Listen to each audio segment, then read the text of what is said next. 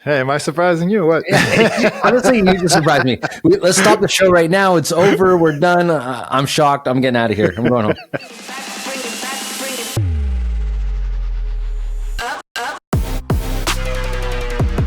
All right, so welcome back to the latest episode of Game Day Glare. My name is Ich. I am here with my co-star, my second half, my better half, Mr. Lance. How are you doing?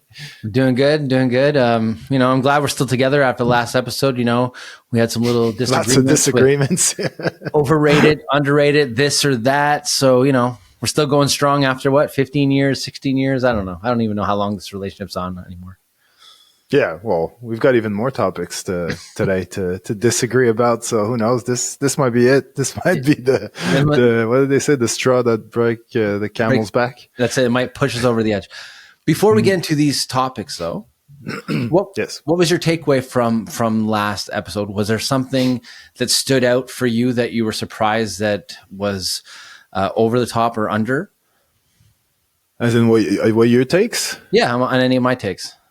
Well, I wasn't surprised, but I thought like potentially you would disagree with me on shotgun mics. I remember like you went the same way as I did. I thought you would say, "Oh, they're overrated. We don't really need them during games." But I was a bit surprised with that one. But no, I know you pretty well. Okay. I had one. There was one curveball that I thought maybe you would have went in a different way. Which one? And for me, that was full frame camera. Okay. And the reason why is because on your YouTube channel, the majority of cameras that you do test or do recommend are all crop sensor. And I know it's due to price, but you really do like your FX30. So I was surprised to hear you say like full frame all the way, because you and I have spoke many times on how great that FX30 is. So that was the only thing that kind of was like, I thought you'd give the crop frame a little bit more love than you did. You were like full frame, don't even buy a crop, spend the extra money, forget it.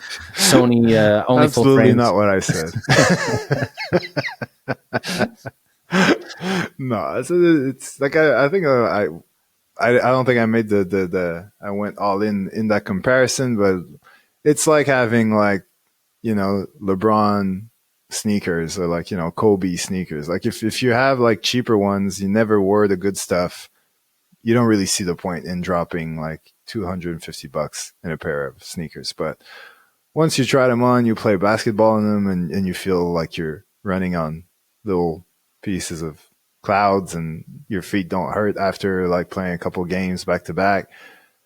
It's hard to go back to wearing cheap sneakers. So it's just, what you get accustomed to. Basically. So you're bringing the GOAT debate into our camera debate. You're basically saying Jordans are full frame cameras and LeBrons are crop sensors. I see what you're doing there, E. Again, putting words in my mouth.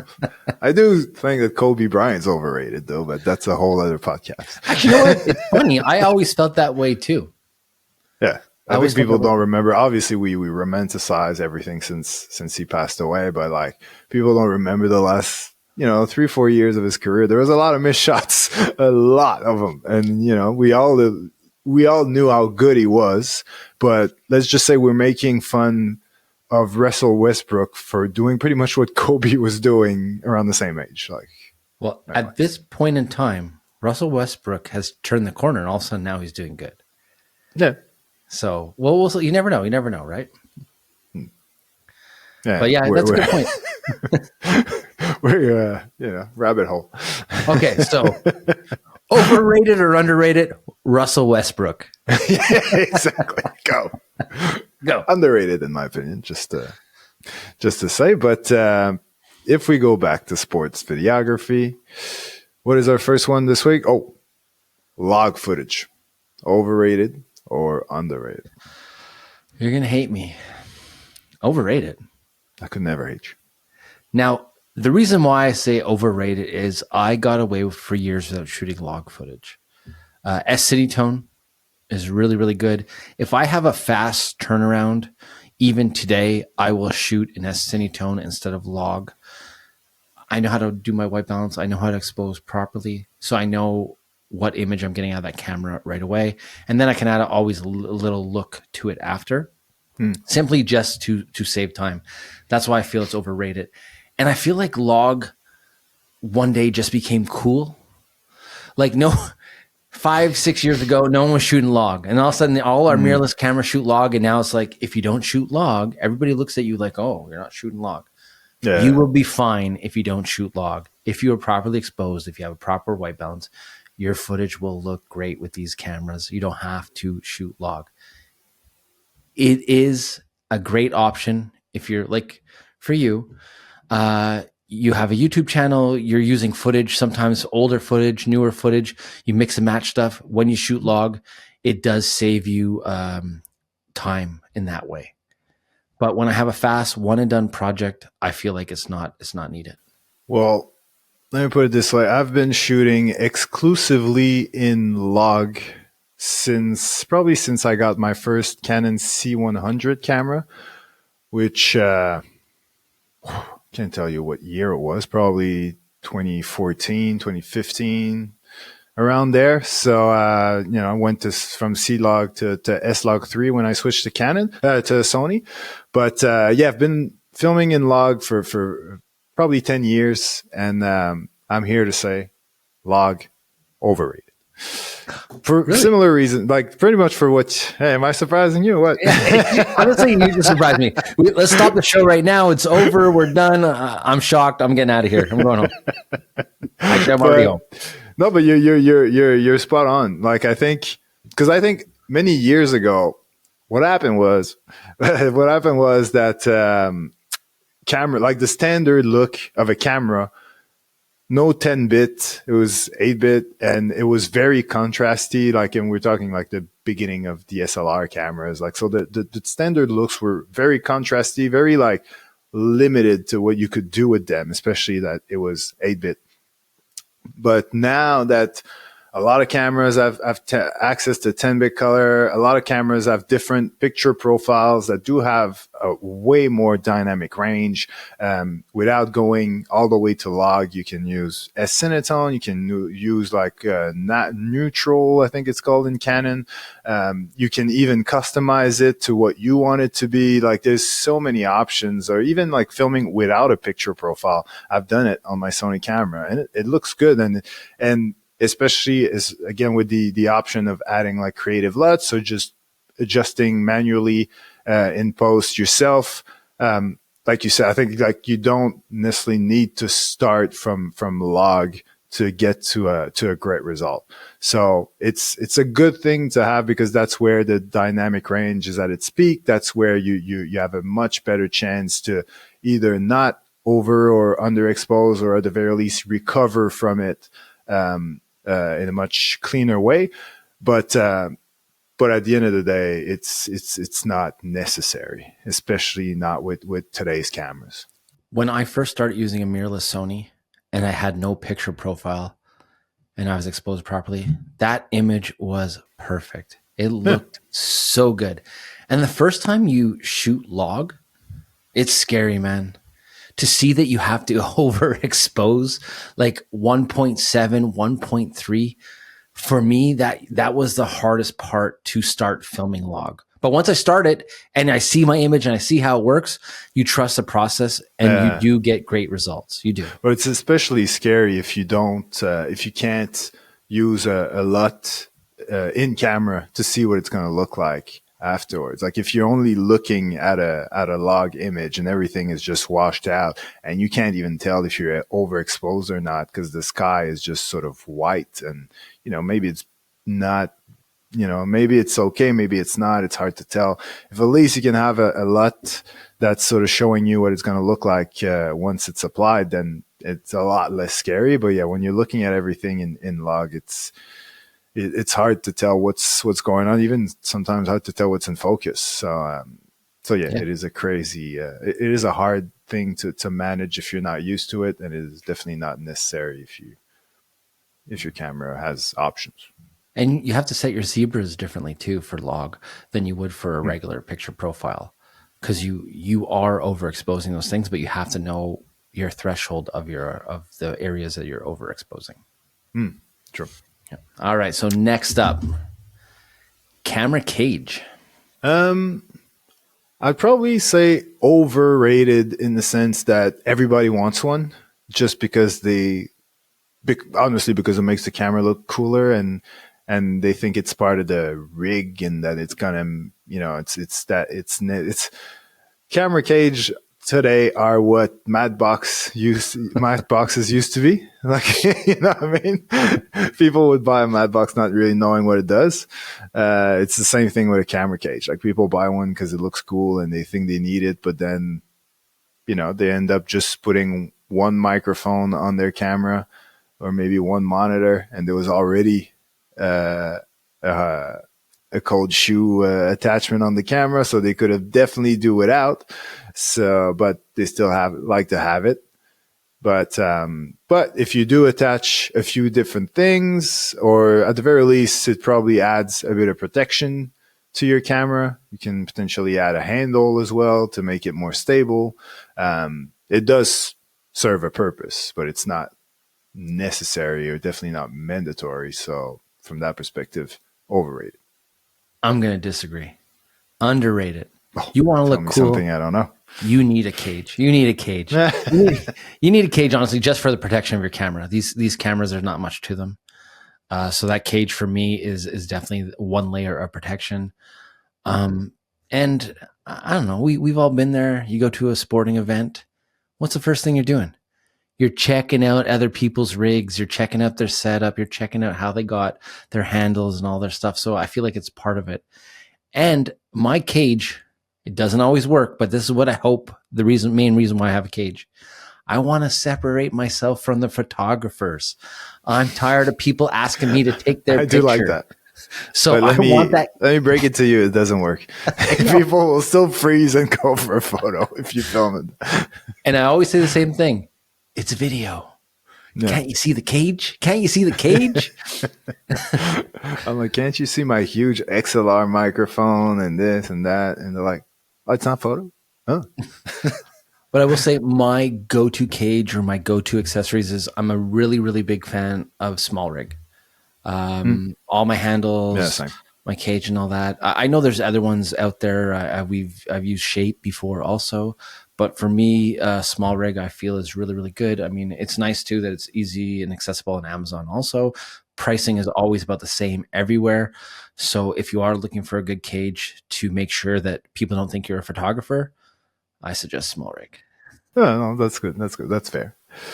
Next one, I'll definitely say it because I'm the one who came up with that one, and there's a bit of context to it.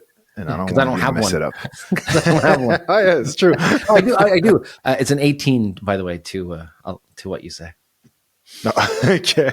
Well, my idea is because basically it's telephoto lenses, telephoto lenses, but I'm talking more like lenses that go past, let's say, 200 millimeters, like, because and I'm talking specifically for outdoor sports, because there's always people that ask me, like, should I get like a 100 or 400 or to go up to 600? Because there's this idea that, like, they're filming outdoor sports, but they want to be able to capture like a super tight shot of someone's face, or they want to be, at the very least, they want to be able to sit down somewhere and film everywhere around the field.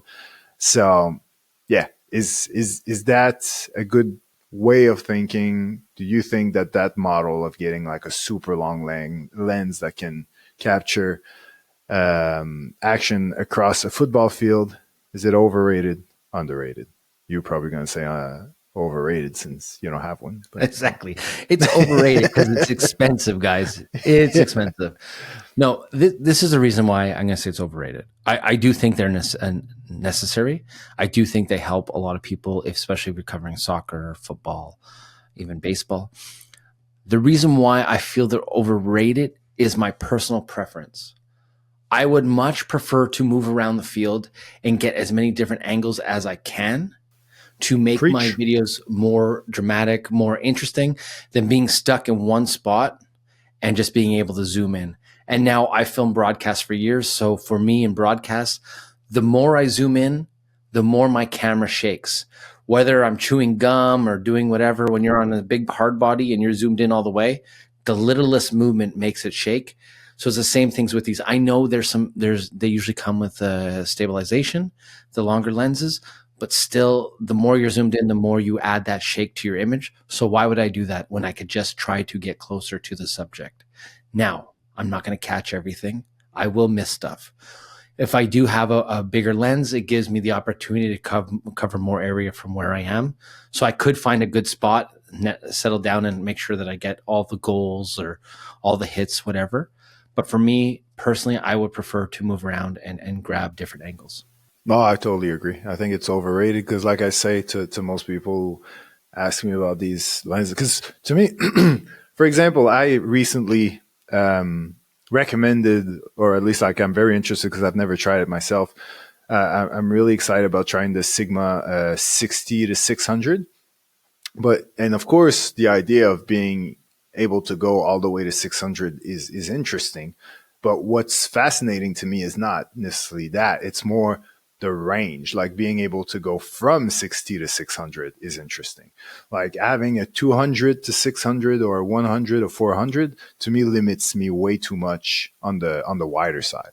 So from that perspective, like if I can't have a decent wide shot, and even like 70 to 200, that 70 bugs me. Like when I'm filming football and I'm at the end of the end zone, and I know that if the touchdown comes my way, I'm probably going to get the catch, but I'm not going to get the celebration because it's too close, and that annoys me. So I'm going to do everything I can to, if there's room, I'm going to step back and things like that. But yeah, all that to say that I've never filmed outdoor sports with a lens that goes further than 200 millimeters, and I've never felt like I was missing out on anything. I never got any complaints. Like you said, it's much better to walk around and get different angles, different perspectives than sit down and just get the same either tighter or wider shot from the same angle. So yeah, overrated, especially for the price. You've been pushing hard to try the Sigma lens. So will someone please hook up E so he can try this new Sigma lens, please? Because this is 2-3 podcasts in a row where I'm hearing the Sigma lens. Like, yeah, this is on E's to-do list this year. Like, he's having a YouTube video coming out soon on the Sigma lens. I guarantee you.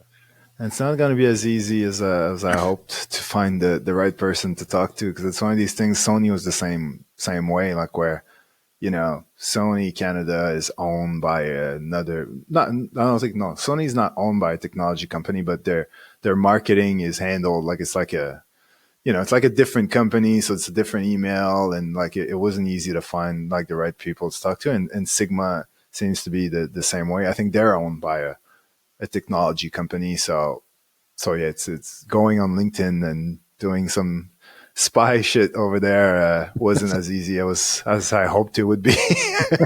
Still trying. I think I'm gonna have to just send a few emails here and there and hope that one of them gets back to me. All right, I got the next topic. You ready? For me, this was a game changer when I finally trusted it. Autofocus. So are you going with you say it was a game changer. I'm curious to hear what you have to say. Okay, I'll start off. I'm going to say underrated. So when we first started using DSLRs and then it became mirrorless cameras, there was no autofocus. And that was the hardest thing about this. It was all manual focus. And we had everything wide open on a 2.8 or 1.8. So your nose would be in focus and your eyes wouldn't be, or your ear wouldn't be in focus. And it was a nightmare. Now with the cameras, the fact that I just click, I touch your face and it just tracks you the whole time has made using these so much easier. Where when they first came out, everybody just wanted the shallow depth of field and that was the cool look. But focusing with them was a disaster. And for sports, I wouldn't have used that. We were using XD cams and handy cams and anything else that had an autofocus, a decent autofocus. But now these things are so good. Like my camera can tell me if it's a cat or me. It goes from birds to humans to, you know what I mean? Like we've come a long way. Where before it couldn't tell if it was my nose or my ear that was in focus. Yeah, that's true. So for sports videography, the autofocus has changed so dramatically and it has made these cameras so much better. Even now, when I do broadcast, I'm in manual focus, but it's so easy because you zoom in the farthest part, you pick your focus, you pull back, and everything else is in focus afterwards. Yeah, When because guys the get focus closer, you have to sticks. adjust. Yeah, it sticks. Where these, we didn't have that option until they came up with that autofocus. Like, I'll do interviews and I just tap and I sit down and I don't have to worry. I never ever use this in manual focus. I have if I want to do a rack focus on purpose, but except for that, it's my camera is an autofocus. So for me, Yeah. that's one of the most underrated tools that my camera has. And like you said, even like the first generations of like DSLRs and stuff. Like I remember my C100. Like when I started doing videos, like my YouTube stuff, the autofocus was just dead set in the middle. There was no way to put it anywhere else. So if I was just leaving it on autofocus, it would focus on my neck, and then my face would be just like slightly blurry because I was trying to go for a lower aperture. So I had to put in manual focus, but I'm filming myself by myself. So it was one of those things where I think I would put something like just something there to focus on, and then press record, film myself for 10 seconds, have a look on the computer just to make sure that it's spot on. Of course it's not. So I'm doing it again. And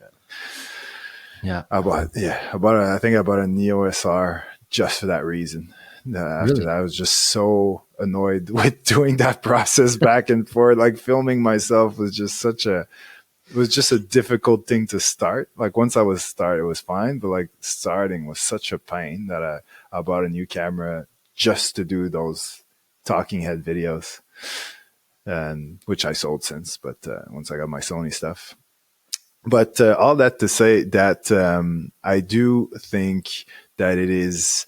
I agree with everything you said, but again, we love to disagree on this show apparently. So I'll go I'll go overrated in the sense that just in the sense that people rely on it too much, especially when it comes to sports videography. I think like people watch YouTube videos about new cameras and they hear, oh, this camera's got amazing autofocus, even better than the Mark One. And same thing with lenses. The autofocus is so fast and blah, blah. So they buy these things and they say, there you go. From now on, when I'm filming sports, finally the player with the ball is always going to be in focus. I'm not going to have to worry about him going out of focus for no reason. And then they start filming basketball or football, and it's still the exact same thing that happens. Like sometimes the guy sometimes it's the defender, I was going to say 5 meters away, even though most people listening to this are probably in the US, but make your own.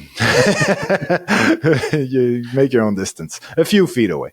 But anyway, all that to say that when there's several people in the frame, it doesn't matter how good your autofocus is because the camera has no way. Like you said, the camera's amazing at recognizing that it is a person or a cat or even a car.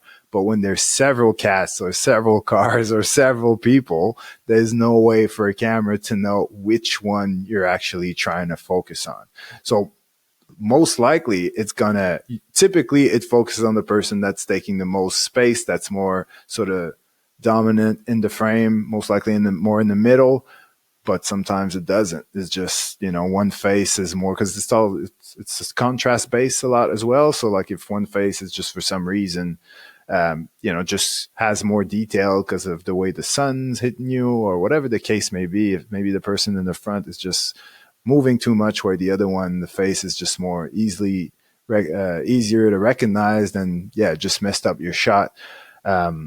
If you're going with face tracking, obviously, but yeah, for all those reasons, I do think that people rely on it a bit too much when it comes to sports.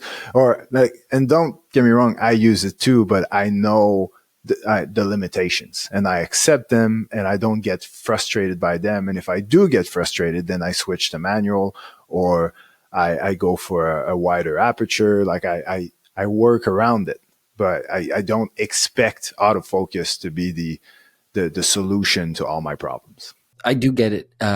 Like I'll get the soft focus in hockey a lot when guys hit at the boards because they get so close to the lens. So that's where the manual focus comes in handy. But I'm lazy, so I just usually leave it in an autofocus and just don't use that shot in my edit. That's all. Hmm. All right, next up, since I Ooh. kind of stole that one, I'll throw this one at you. Action and 360 cameras.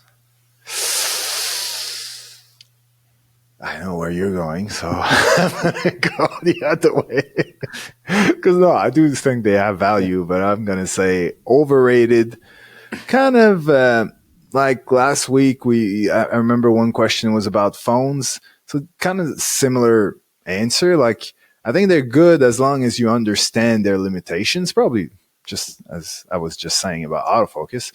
I think like as long as you understand their limitations, just because your action camera does 4K 120 and that doesn't make it your main camera. It's always going to be a B or a C or a D camera, like it. And so because the sensor is super small, but so it's not like an amazing image quality camera. So as long as you understand that, that's fine. But if you think that they are like these amazing, pieces of gear that you can cut from my FX3 to this and it's just going to be seamless. Like unless it's like you're filming like on the boat somewhere where like light is everywhere because it's reflecting off water and stuff.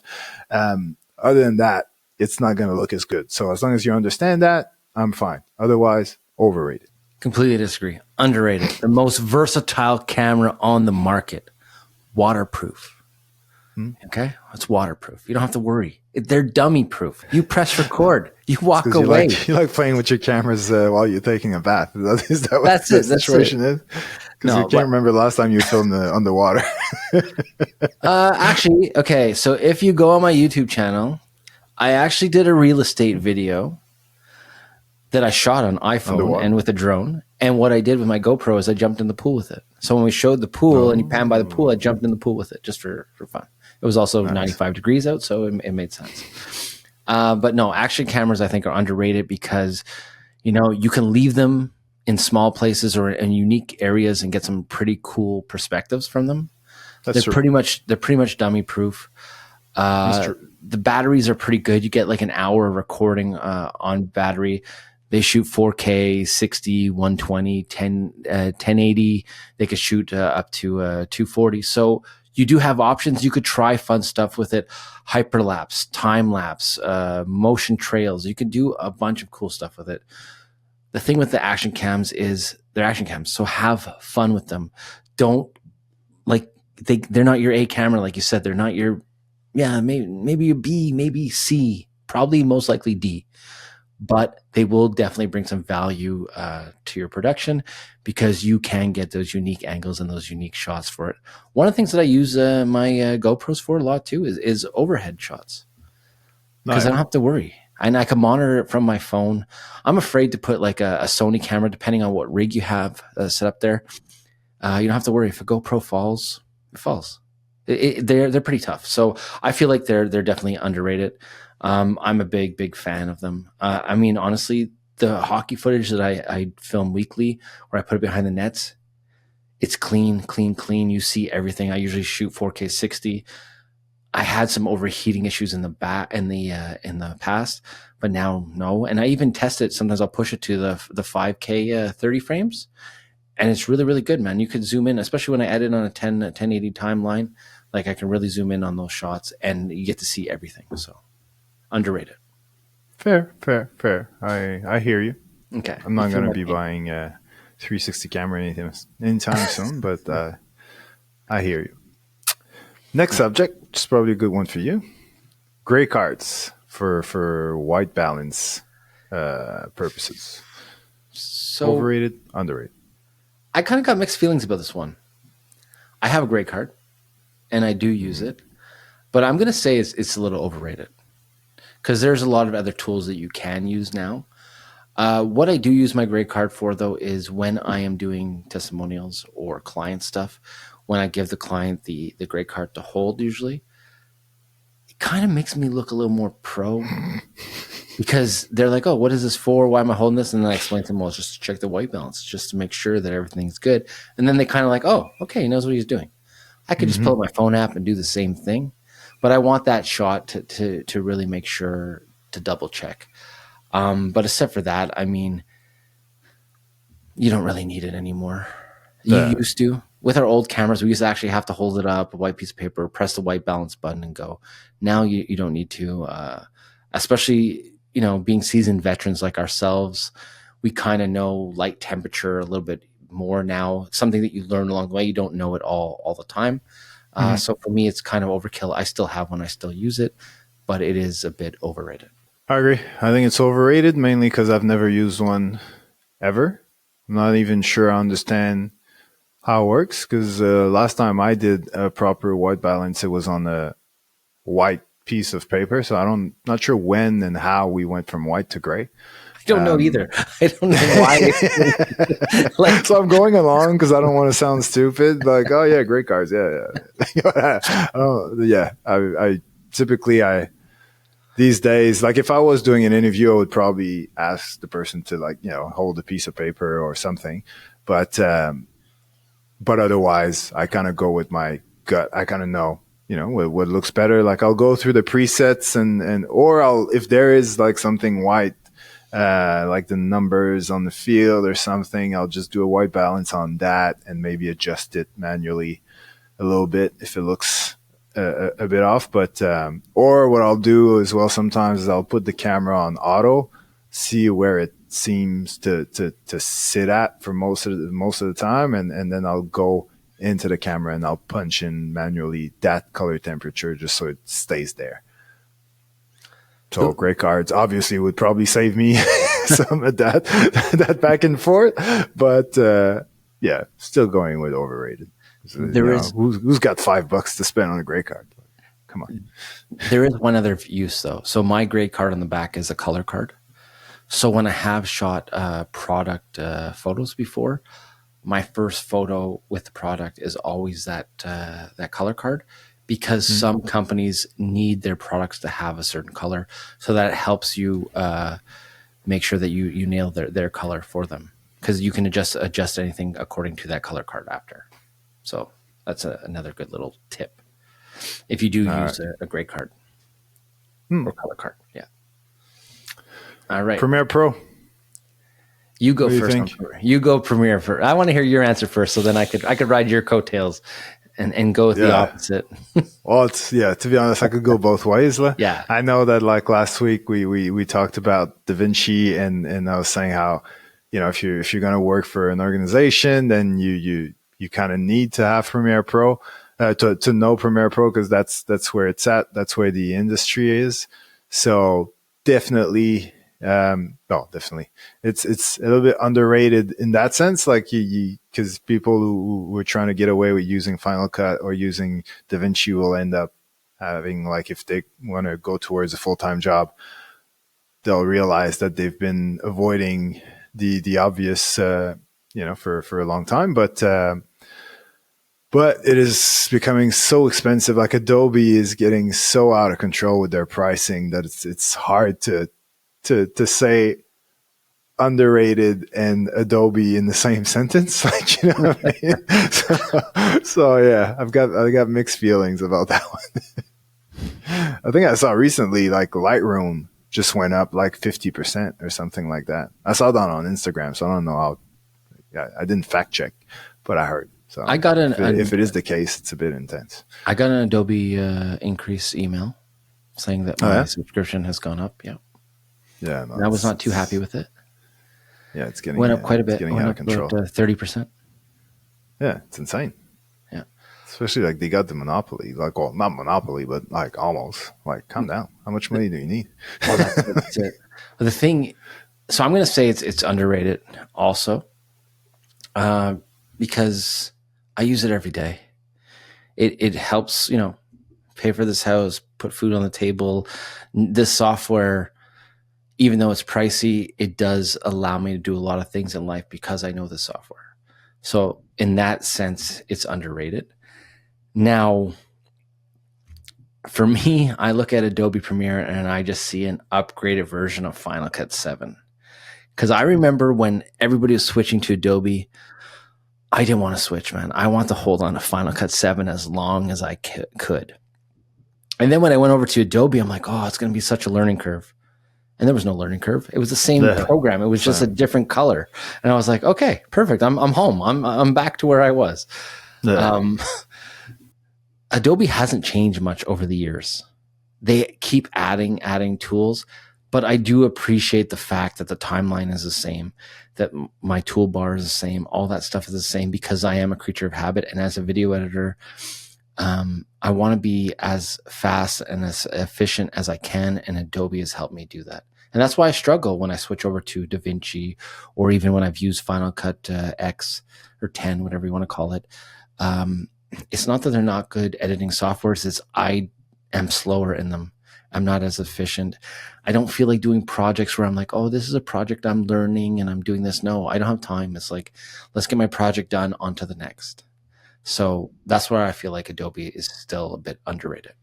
And it comes with everything else. When you have the suite, After Effects, Adobe Audition, Lightroom, Photoshop, Illustrator, like I'm constantly using all those things. Media Encoder, you know, the amount of times I use Media Encoder, especially I'm still editing and I'm exporting another video, like all those tools work so good together. So it is an underrated Yeah, and don't get me wrong. Like when you're working, you know, you're using it, freelancing, working full time, it pays for itself. So it's not that big of a deal, and it's probably an expense anyway. So, but it's more like I feel bad for people who are starting and yeah. trying to get into it, and it's hard to you know it's hard to justify like spending $60 a month or whatever it is for editing software when competition costs like $300 all in. I think the suite's like $120 now, no? Oh yeah, probably. I'm just thinking of like one program. Oh, okay. Okay. Might be a bit less than 60, but like I think it's up there. Like it's like $50 a month or something. Yeah. It's like it's not cheap.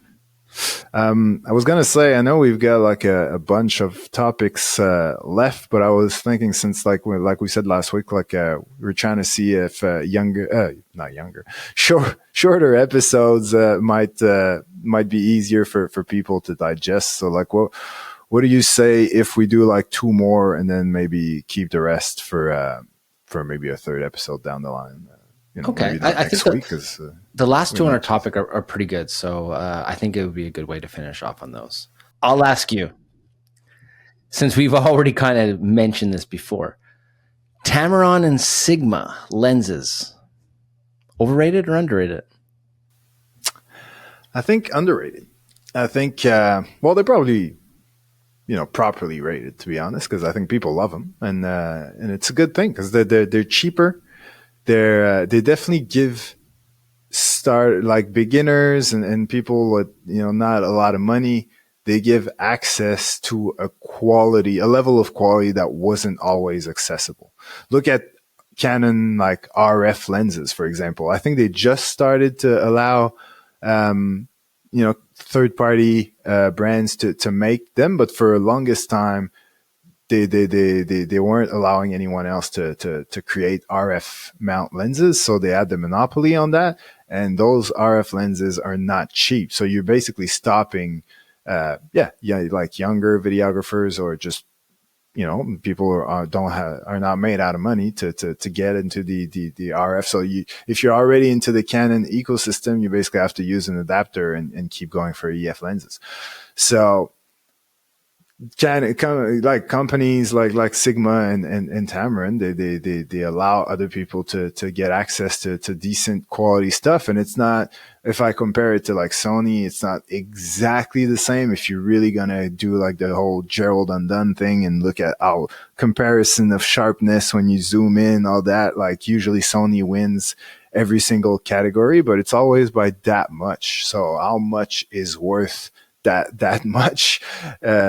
Especially in sports, where like, because if you're filming like a movie, or if you're filming like an interview where you want everything to be perfect in your frame and you're setting it up beforehand and this is what your shot is going to be, you know it for sure, then you definitely go for the highest quality in the like possible.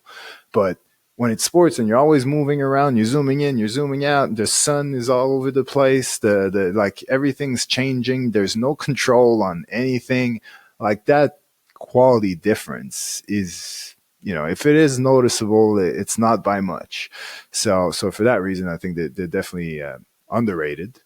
And also like what you said about like companies like DaVinci and keeping Adobe in check. I think these companies, if it wasn't for Sigma, Tamron, and the others as well, others are probably lower quality. Like if you're looking at like Voltrux, I think is one, and there's other brands that do much cheaper lenses than that, but they force companies like Sony to keep their prices.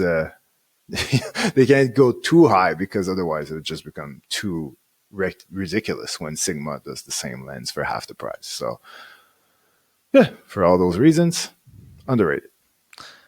I'm going to agree. They are underrated. The quality you get for the money it costs you is remarkable. I don't see the difference. I mean, yes, the Sonys or the Canons, they add stabilization where that's why they're cheaper. Most of the Tamarons and Sigmas don't have stabilization. That's the only difference. But the quality is great. The build is good. And they're still pricey. Like they're still, minimum $1,000 or like, look at your 35 to 150. In Canadian, that's a $2,300 lens. That's not a cheap lens. Like sometimes if you throw that on an FX30, your lens is the same price as your FX30. So it's good glass. And they're fast lenses. They have a lot of 2.8s. They're starting to come out with, like, Sigma has the Art series where you have some 1.4, some 1.8s. So they do have a lot of options, and it's a great option when you're trying to save money, start out, but you still want your quality. So for me, I feel like they're really, really underrated, and I'm very, very happy with the Tamarons and Sigma lenses that I've used. Like, at no point was I like, damn, I really wish I had this Sony one instead of this one on my camera while I'm shooting. I do want the Sony ones because it's part of the ecosystem. It probably works a little bit better with it, but you have to have the budget. You have to have the clients behind you to be able to afford that equipment. So for right now, I'm very happy having Tamron lenses in my kit. All right. Last question of the week. The topic that divide us every week. Almost. His favorite topic. 120 frames per second. Overrated or underrated? I'm going to say overkill. Overkill. I'm not even saying overrated. Overkill. I like it. Listen, the reason why I'm saying that is heavier files. Do I really need all those heavy files? Good point. You know what? I can't even view it on my desktop sometimes because it just slows up your whole system. So I really feel like it's overrated. Yes, it is a necessity depending on how slow you want to go. So I do think these cameras need it, and I do think there is a time and place for it.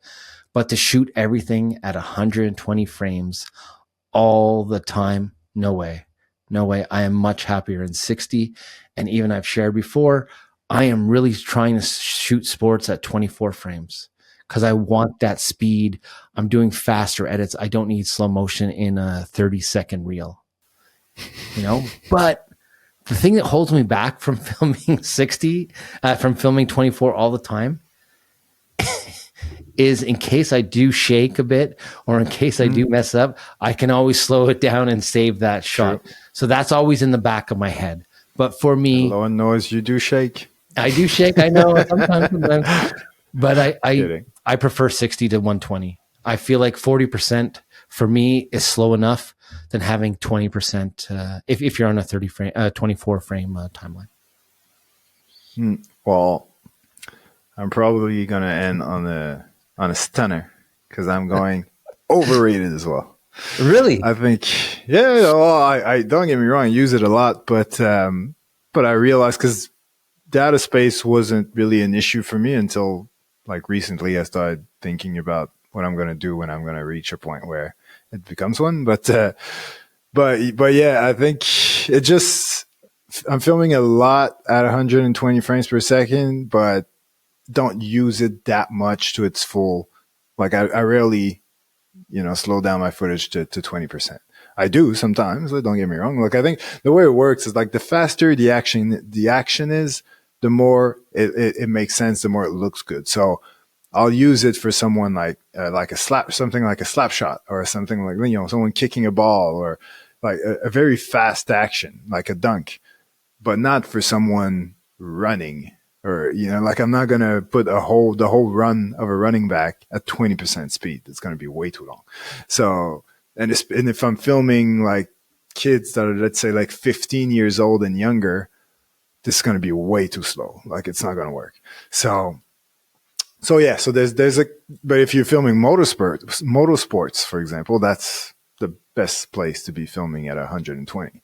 So there's a context to it, but yeah, for the most part, it's probably overused, and I'm definitely guilty of that. But yeah, it's something that is not necessary, and again, looking it through the lens of a beginner, you shouldn't look at 120 frames as something that you need to be able to produce cool like sports hype reels and highlight videos. Like it is absolutely not necessary. It's a fun thing to have. If you have it, might as well use it from time to time when it fits, but it's not necessary. Definitely not.